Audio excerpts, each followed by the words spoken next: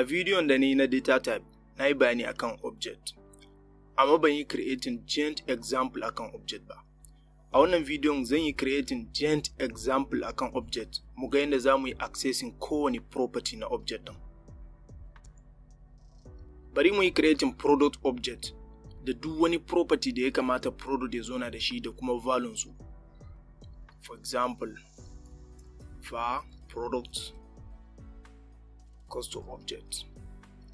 Kowane product yana da title, for example, GeForce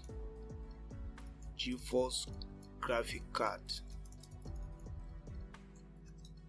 Kowane product yana da description.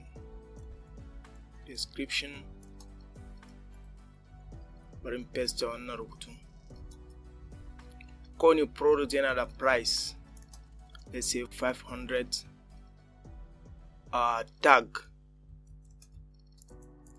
bari mu creating array mu yi passing tag computer, CPU,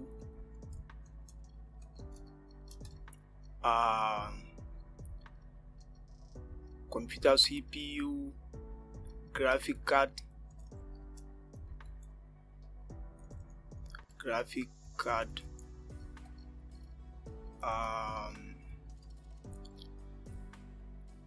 bari mu bari guda uku. Title, description, price, tag,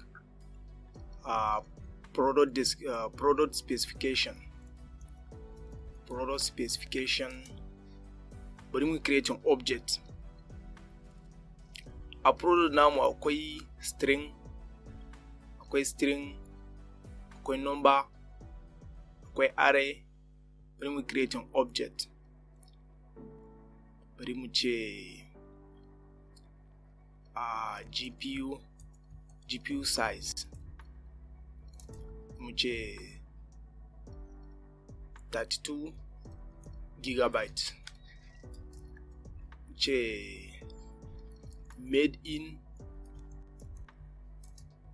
Nigeria.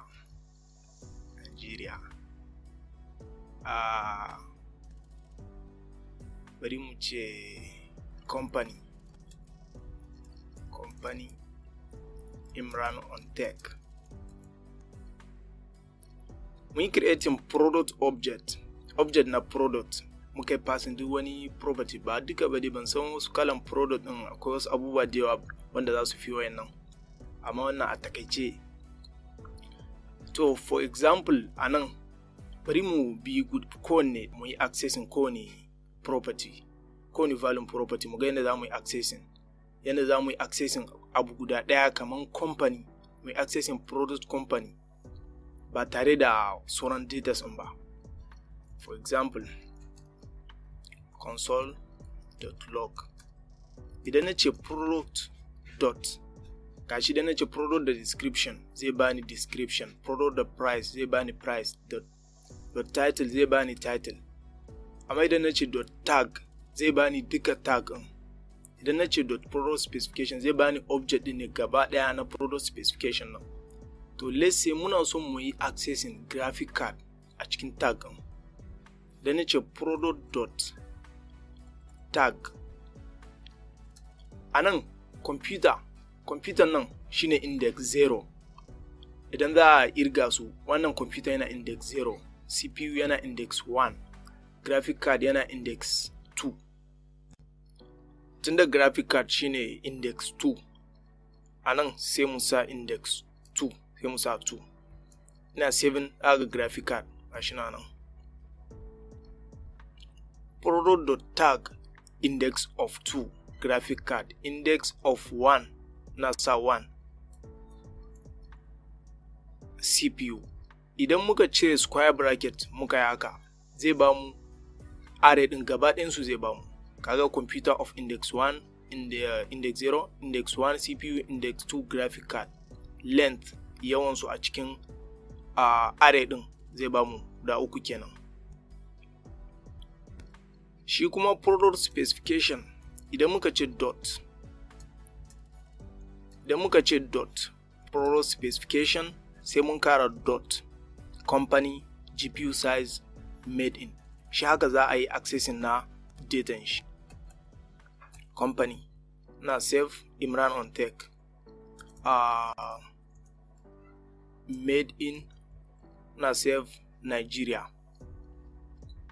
Wayannan su ne properties.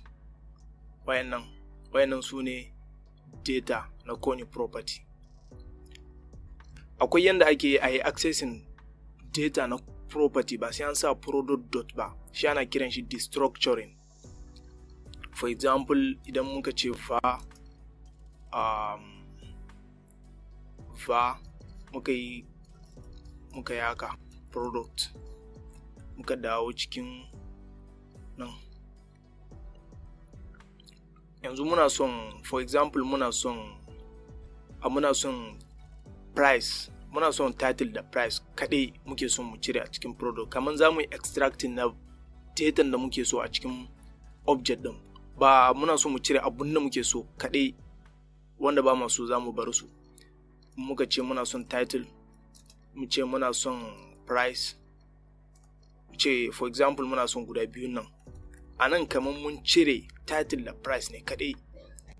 A nan sai mu saka title, price, su biyu kaɗai muke so. Kaga ya ba mu GeForce graphic card 500. Su biyu muke so, ba sai mun yi aiki da product dot ba, kawai mun cire abin da muke so mu yi aiki da shi. Wannan ana kiran shi destructuring. Idan kuma muna son, for example, made in Nigeria kuma yana cikin product specification, idan muka kara product PRD specification sai mun bude masa sima. Idan muka bude sai mu saka abin da muke so, made in. Muna son made in kadai, amma muna son GPU size sai mu saka shi ma. Muna save. Da muka dawo nan muka sa made in shi ma muna sawa GeForce graphic card 500 Nigeria. Wannan ana kiran shi destructuring. Wannan yadda ake extracting na property da mutum yake so kaɗai a cikin object. Idan ka ji daɗin wannan bidiyon ka yi like, a nan ne zan san kuna jin daɗin wayannan videos ɗin. Idan kana da abun da ke baka wahala wajen following na wayannan videos ɗin, ka yi comment da shi. Insha Allah zan bi in reply. Thank you for watching this video. See you in the next one.